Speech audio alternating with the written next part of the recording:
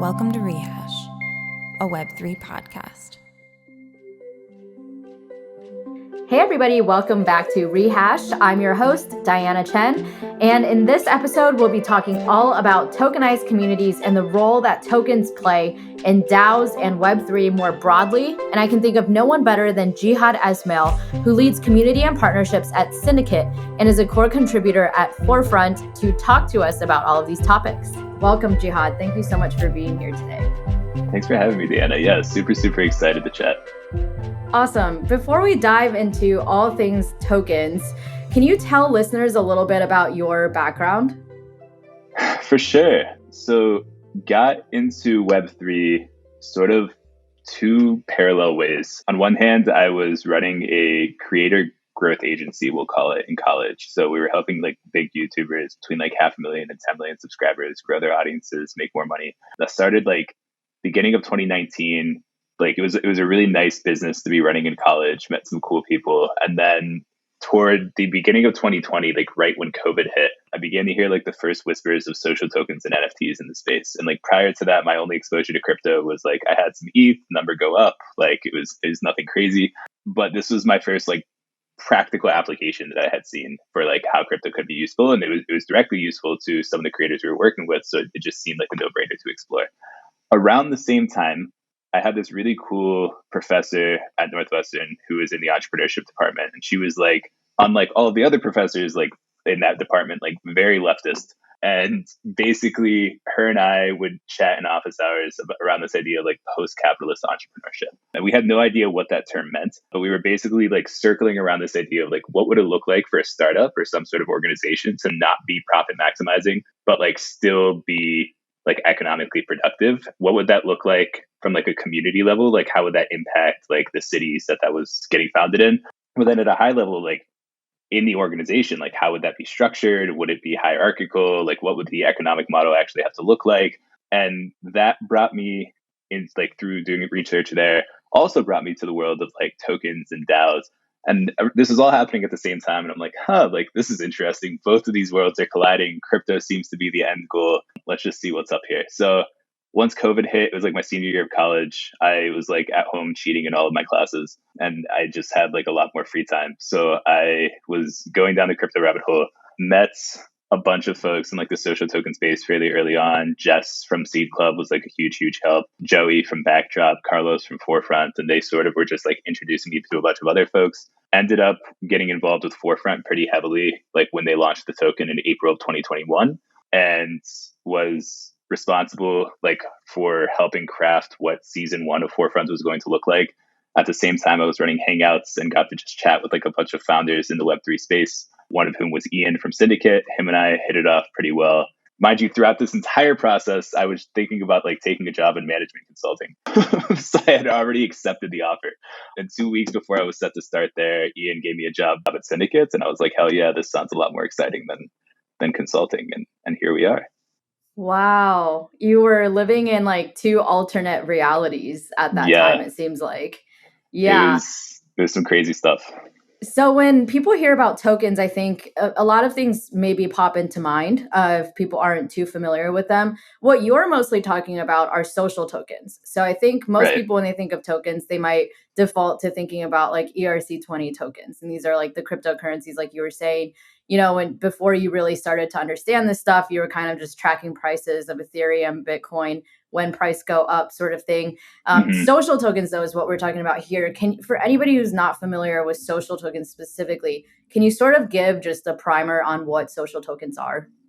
Yeah, I think social tokens are one of those things where it's like a term that has stuck, but it's not necessarily like the best name for what we're talking about. The term itself can probably be broken into a few more specific categories. So you've got personal tokens. So when you talk about like, hey, how can tokens be used as like investments into particular creators, or like you can capture the upside of like, if you were a Taylor Swift fan super early on, like what if you could buy a Taylor token and then ride that wave moving up? Like that was sort of a wave, and that has sort of lost steam over the last year. Like I think early 2021, that was picking up, and then people realized there weren't a ton of use cases, at least at the moment, for that to take off. But like folks like Rally and Roll are still working on that. So I think cool stuff there. Then you have community tokens. And I think that's probably what we're talking about here. And that's like, how do you actually like financially capture the value of a community? Like prior to having a token, any sort of like cultural or social community or social club on the internet was like pretty much non-financial. You might pay for access into it, like $5 a month. That was going to whoever the organizers of the community were. But there was no way to actually measure like what the value of a community was, like what value that community was creating outside of like products and services that that community was putting out into the world. So that's what we're talking about here. It's still very vague, but I think we can get into it throughout this conversation. And then like there are a few other like ideas on the periphery. Like there are some tokens that are like not tied strictly to a particular community. So like we could talk about FWB as like the clear example of a community token. It's tied directly to the FWB community. But you can imagine a token that's just like a dog lover token, right? There's no specific community that is tied to it per se, but like folks who are like really into dogs might like buy and hold this to like ride the wave of that particular meme. And I talked about that a bit in the essay as well. Yeah, so let's dive into the essay just because like I feel like skeuomorphic thinking is still like almost the most effective way to describe things, at least to the mainstream audience nowadays, as we're like still in the early days of this. Would it be fair to compare a tokenized community to, for instance, a yacht club in our traditional world, where you sort of pay this membership fee so that you can be part of this club, and as a result, you get certain benefits. Maybe you get to rent a yacht X number of times a month, or you get to network with, you know, other people who share similar interests as you. Is it fair to compare like a Web3 tokenized community to something like a yacht club?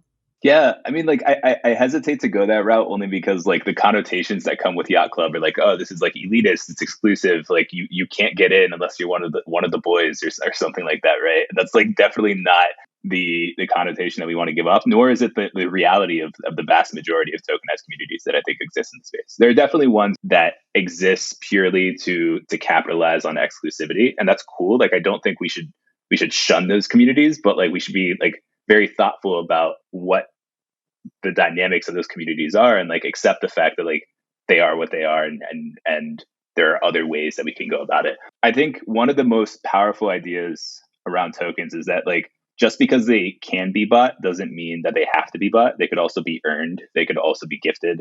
They could also like, just like you can transact any other asset, you could do the same with tokens, right? So with FWB, you might in the status quo like have to buy 75 tokens in order to get access to the community.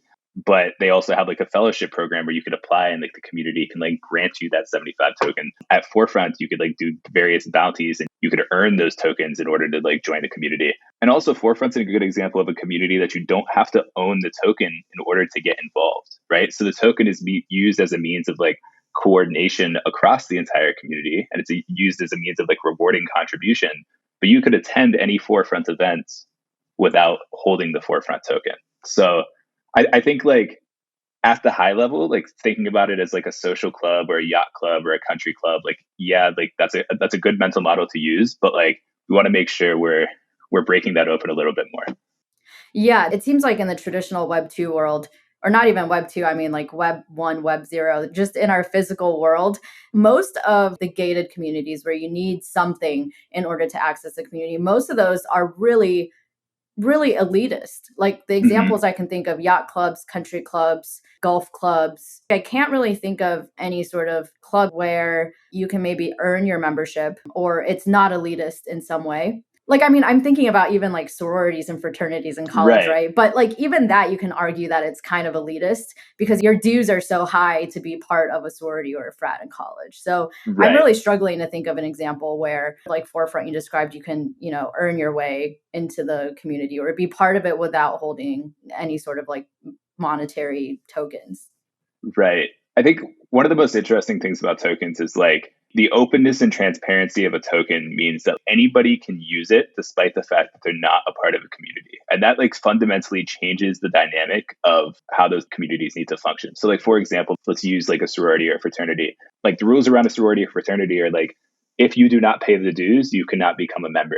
You can receive some sort of grant or subsidy from the community, but that community then still needs to like accept you as one of them and give you that grant in order for you to go. The function is still like, I need to pay in order to get in, or like some financial transaction needs to occur. There's also no membership asset that allows you to be a part of sorority fraternity. It's quite literally like I paid to get in, and therefore there's no market around joining that particular community. I think like, let's continue to use the example of Forefront just because like that's what I'm familiar with.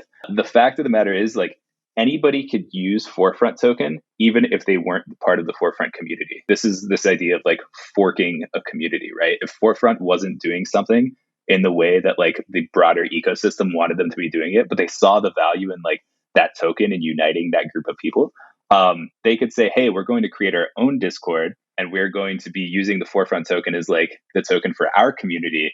And we'll allow anybody else who already holds Forefront token to join and get the same benefits, but we're also going to like open up access to events to non-token holders. As a result, I think it's like a forcing function for a lot of communities to like be more open and think about more creative ways to actually accrue value to the token and accrue value to the community without being completely exclusive. And like, even with like the more skeuomorphic models, like FWB, I think, not to say like the community itself is skeuomorphic, but like this idea that you like buy membership to get in, like this idea of tiers, like you could buy 5 tokens and to get access to an event, despite the fact that you aren't a formal member. But if you have 75 tokens, you're guaranteed access to the event no matter what. It creates a more dynamic economic system that I think inherently makes things more inclusive. Yeah, definitely. So I want to go back to just tokenized communities generally. You wrote an essay recently called Defining Tokenized Communities on Forefront. And in it, you sort of broke down what a tokenized community is into 7 different aspects. And we've sort of started going into this a little bit, but the 7 elements that you outlined in your article were that it has to be tokenized, has to be platformless, self-managing, collectively governed, meme driven, positive sum, and aspirational. And I would love to sort of break this down a little bit for you. Obviously, everyone should go read this article, maybe even before you continue listening to this conversation, just so you have some context. But I have some additional questions for you. So just to give people the TLDR, like, can you sort of briefly go over each of those elements? And then I want to dig deeper into some of those with you. Yeah, definitely. So we can sort of get into the motivations of the essay too, because I think that'd be like really great context. But basically, like, this piece came from this idea that like a lot of people will tweet a definition of a DAO or like assert a definition of a DAO, and like nobody really agrees on what that definition is. And at Forefront, our mission is to support what we were calling like social communities that are using tokens. And we started calling those social DAOs, and then it was like social tokenized communities. And it was really like, we're trying to figure out, like, target a specific subset of communities that like aren't the Uniswaps of the world, that are very clear like DeFi protocol DAOs, and maybe aren't the Gitcoins of the world that have like very clear like product focuses, but it's like focused on this idea of folks coming together around a shared like idea, mission, or meme is the term that I use, using a token, right? So Tokenized is pretty straightforward. We define that as like the community coordinates around a commonly held token on a blockchain. When we say like coordinates around a token, it means that like they're actually using the token as like a core function within the community. So like FWB, everything sort of revolves around the fact that like that is a membership token. People can gift that token, they tip the token, you need that token to access things, etc. Time Magazine dropped an NFT collection. That does not necessarily mean that there is a tokenized community there, because they're not actively using the token to form community. Second is platformless. So like by nature of using the token, like you could token gate a Discord, but if Discord went away tomorrow, like you would still have the on-chain representation of everybody who owns the token, and that community could port over to some other like social app. Self-managing, and this is like a hotter take maybe, but like leadership is distributed amongst roles, not individuals. Like the fact that you have this token and the fact that like the community is completely open and forkable means that you need to make sure that like leadership and power is distributed throughout the organization and actually make that token valuable. Otherwise, there's really no point in using the token. And then collectively governed, same thing, like token holders actually have some sort of power. Meme driven, the community is working towards the proliferation of a common meme. And this is the idea I was getting at, that like Forefront wants to support tokenized communities. There might be other communities, like other subsets of people who are also like working to support tokenized communities. And they could theoretically all use the Forefront token to coordinate around that common goal, despite the fact that they don't know each other. And then positive sum, the economic model is expansive. You're actually trying to increase the value of the network for everybody. And aspirational, this is a really cool one actually that like was a last minute ad, but basically like a tokenized community does not need to fulfill all of the first 6 traits on day one. They just need to like be going in that general direction. We see a lot of communities that are like very, very centralized on day one because that's what you need to get the community off of the ground. But over time, like the community will progressively decentralize. And as long as that's a goal of the community and like the other 5 traits are goals of the community, I think they would still fit within the definition. Yeah, thanks for going through like high level what each of those elements mean and sort of your thinking behind even writing this piece in general. I know we've talked about the first piece, the tokenized bit, quite a bit already, but going back to what we were talking about earlier with tokenizing communities and different models of that, like FWB charging people for 75 FWB in order to access everything that the community can give versus a Forefront where you don't have to have any tokens to be part of the community and you can start earning them with your work. What are some pros and cons of each of those models, like of the FWB model versus the Forefront model? And actually, like I think maybe an interesting thing is thinking about how the FWB community was in the early days when their token wasn't worth anything. And it was kind of like anybody could afford to buy the requisite number of tokens in order to join FWB versus today where 75 FWB costs, I don't know, like a substantial amount of money that not everybody has. I'd be curious to know how the community has changed over time as the FWB token has become more valuable and it's become more expensive to get into the community. Yeah, that's a really, really good question. My experience with FWB is that like the community has changed simply because like more people are in it and it has like nailed down what its brand is and who it's trying to attract.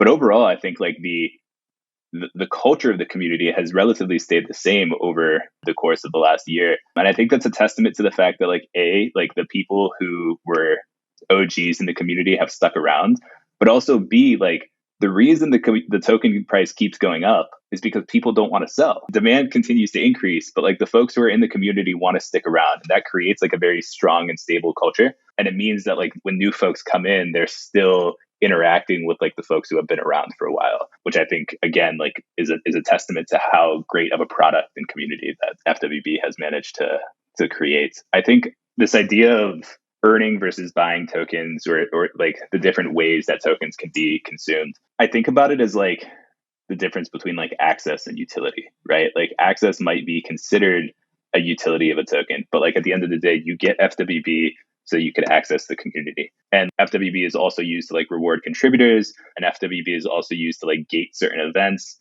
It's primarily an access token.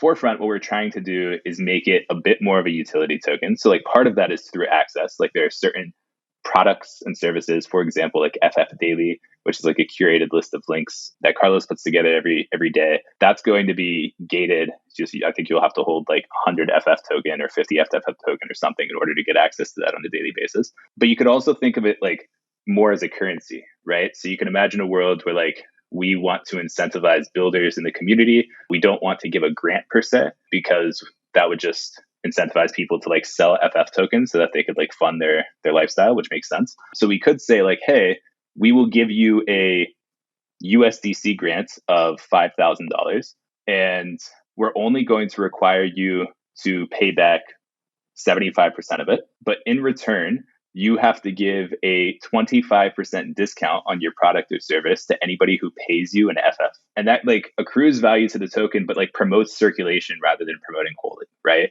So I think that's like really interesting, like token economic dynamics that's like can be experimented with and like will create different realities within various communities. I don't think either one is right or wrong, but I think like the way that we experiment with these things will then like promote value across communities in like very diverse ways. Yeah, that was a question I had too, is how do you promote diversity in tokenized communities? Is there something that we should be paying attention to more so in tokenized communities as opposed to just traditional communities when we think about making sure we build out a diverse community? And I think, it's not that anybody ever intends to build out like a very homogenous community, but I think that is just something that happens unconsciously when people don't like specifically pay attention to diversity. Yeah, I actually think in tokenized communities, it could be harder because again, like let's take the case of FWB. If FWB hadn't been very intentional about like creating a very diverse community from day one, you can imagine a world where token price just keeps going up and up and up and up. People are gifting tokens to their friends, and then it's just like a bunch of a very homogenous group of people. And I think like FWB has been intentional about like, oh, we're creating the fellowship program, but also like from day one, bringing like a bunch of different folks and a bunch of different perspectives in the door when the token price was low. On the other hand, like I would argue that like Bored Apes is an example of a tokenized community that was not focused on diversity from day one, and as a result did become a bit more homogenous, and people are responding negatively in some cases as a result. So I do think that can become a problem, and I think when a community is financialized and it's not just, hey, there's this static price of $500 to get in no matter what, but like the token price inflates as the community becomes more valuable. And ideally, as the community becomes more valuable, that's when you want more diverse like perspectives to come in the door. It's like almost a self-fulfilling prophecy to become less diverse. And as a result, communities need to pay very, very close attention to that from day one. I've seen like a lot of folks do this in different ways. So like at Index, for example, Chase was running like the Women in Index program. And that was one way is like, okay, as a community member, we are going to create a working group to attempt to solve this problem as the community grows. On the other hand, though, like FWB was like, we are going to grant tokens to like a diverse group of fellows. And from Forefront's perspective, it's just like, we're going to try to keep the organization as open as possible and make sure our outreach and our media is hitting people who aren't just like your traditional Web3 folks, right? So there are different ways that you can go about solving the problem, but I think like the problem is definitely more acute when you have a token. Yeah, I think so too. Earlier, when you were talking about the self-managing component of tokenized communities, where leadership is distributed amongst roles and not individuals, you said that this is potentially a hot take. Can you share what the other side of that argument might be, and why you said that might be a hot take? Well, like one of the pieces of feedback that I got on the post, those I was thinking about a lot, is like a lot of DAOs or tokenized communities are self-managing, but by definition, it does not need to be self-managing, right? Like you could have a lot of different governance and hierarchical structures like within a DAO or within a tokenized community. I accept that. But I also think that like if you're going to maximize the use of the token, what you are going to tend toward is a more self-managing organization. What I mean by that is like a token is the next generation coordination tool, right? Like because everybody is holding this thing in common and we are then all incentivized to increase the value of said token. Ideally, like even if we don't know each other, we are all collectively incentivized toward a common goal. As a result, if you want to maximize the value of using a token as a coordination tool rather than just like starting a company, you need to make sure that every individual token holder is empowered to contribute in a way that like is meaningful and in a way that like they actually are going to be able to provide value. The way to do that in a decentralized way that is like token native is through a self-managing organization where you like have like working groups and powers sort of being like distributed out to like smaller working groups or smaller organizations rather than having like a centralized like CEO or core team that is making everything function. But that said, like you can have a community that has a token that has very centralized governance. I just think at that point, you're not maximizing the value of the token. And then at that point, like, why is it a tokenized community?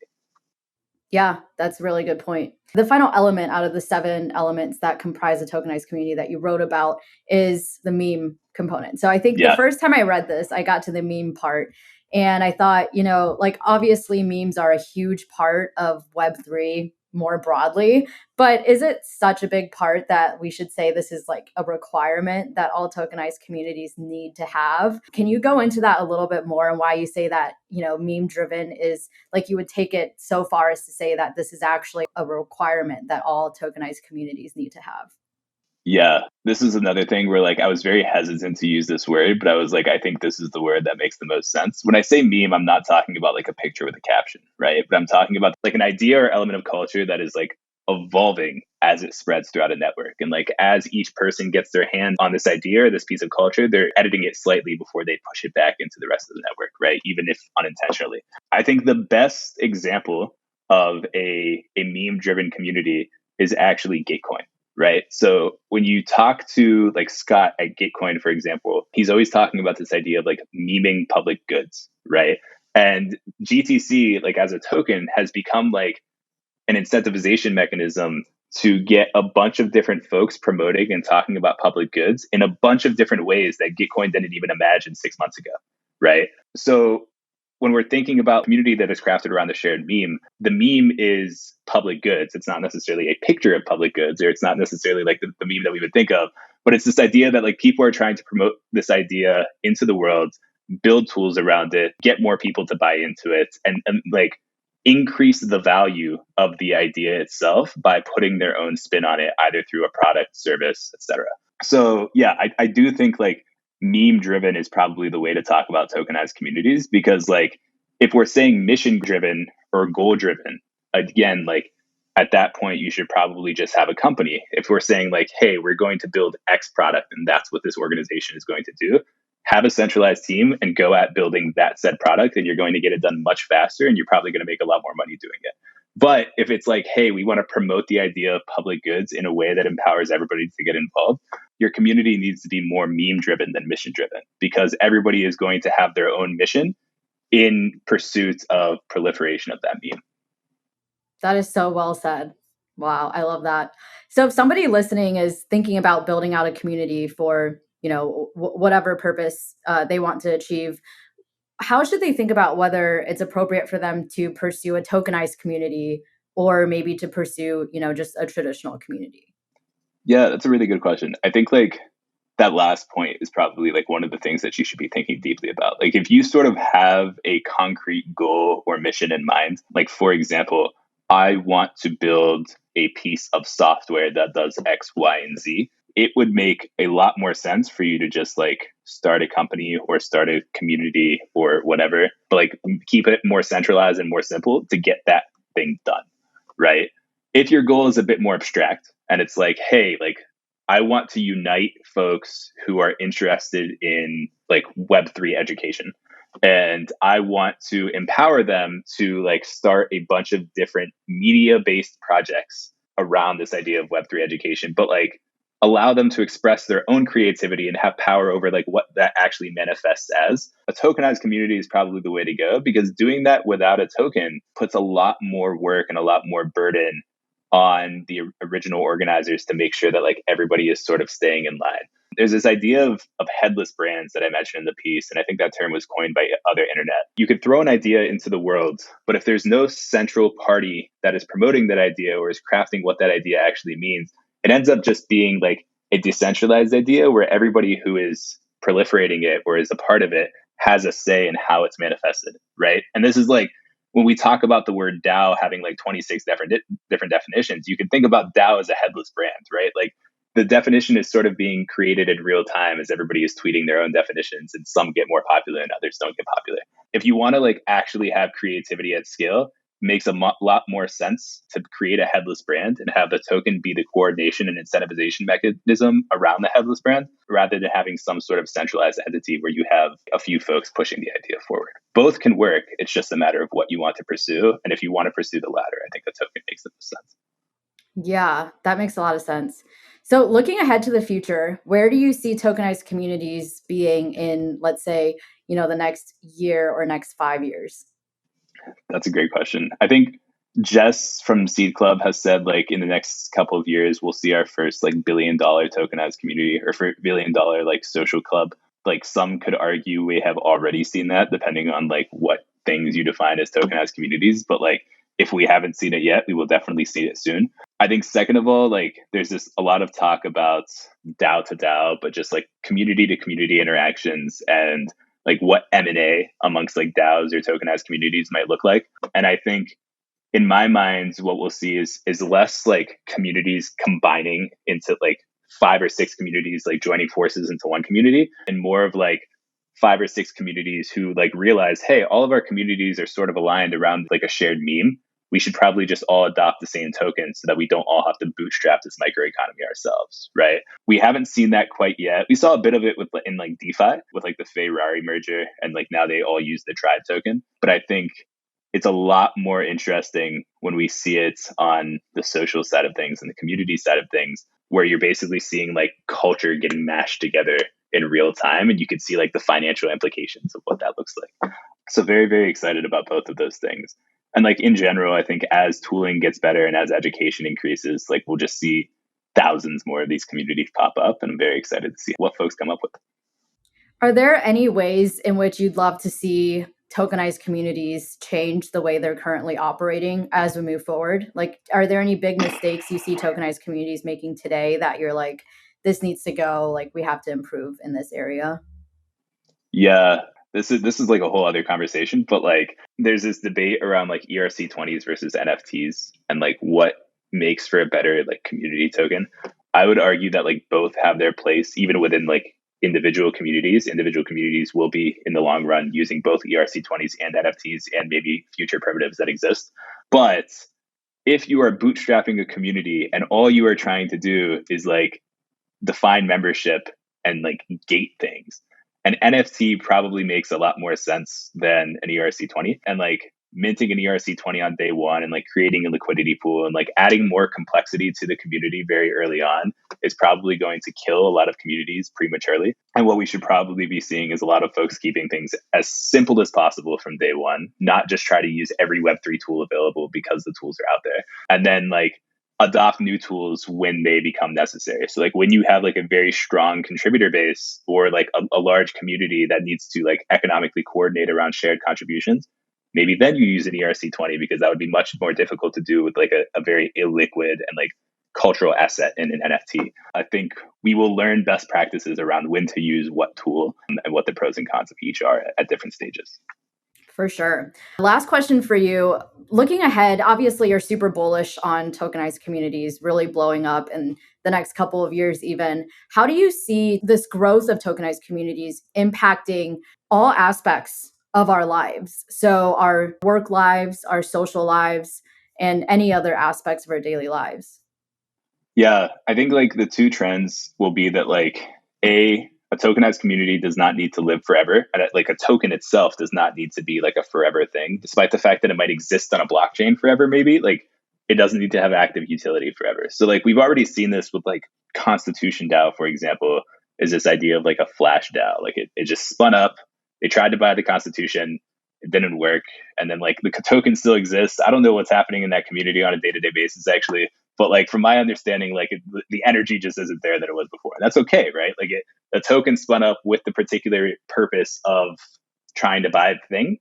It didn't happen, or maybe it would have happened, and then you move on from that. And I think like in the future, we will see a lot more initiatives get spun up, like as it gets much easier to mint a token and as it gets much easier to distribute a token. You can imagine like mass coordination at like various levels, like at the micro level, just like within your apartment, within your city, within your neighborhood, and at the macro level, like completely globally across like a specific mission or meme really, really easily. So I don't know like specifically what ideas will pop up, but like this idea that you could have like really easy token at scale or at various scales is super intriguing to me. Like a lot of times like we're using crypto just to proliferate crypto, and we're already seeing it like actually impact the real world with this idea of like impact DAOs or impact communities, like a lot of these regen communities that are using tokens to like unite around climate change. Like in Chicago, we're actually seeing like community organizers start to use tokens, which is really, really cool, like as a means of uniting people from across the city and different organizations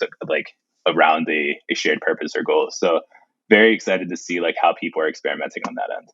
So cool. I'll have to get some of those names from you after because I'm really curious as a fellow former Chicagoan myself.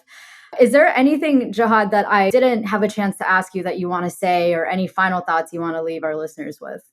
No, I feel like I talked a lot, so I appreciate you asking the great questions. This was really, really fun. I'm glad I like was able to share. But yeah, just I would say like if you want to talk tokenized communities, feel free to shoot me a DM on Twitter at Jihad Esmail, and yeah, happy to jam. But in general, this is what I'm working on a daily basis. So very, very excited to see it move forward. Yeah, definitely go follow Jihad on Twitter. Lots of great takes there. And you can also keep up with all of his writings. Make sure you go check out his article, Tokenized Communities, on Forefront. And we will be back again soon. Heck yeah, appreciate you. Thanks for tuning in to this episode of Rehash. If you enjoyed this conversation and want to get involved in helping shape next season of the podcast, including nominating and voting on your favorite guests, go to rehash.mirror.xyz to join our crowdfund. And don't forget to rate, comment, and subscribe to help us get this podcast heard by as many people as possible. Thanks for being part of this community, and I can't wait to connect with many of you in Discord and Twitter soon.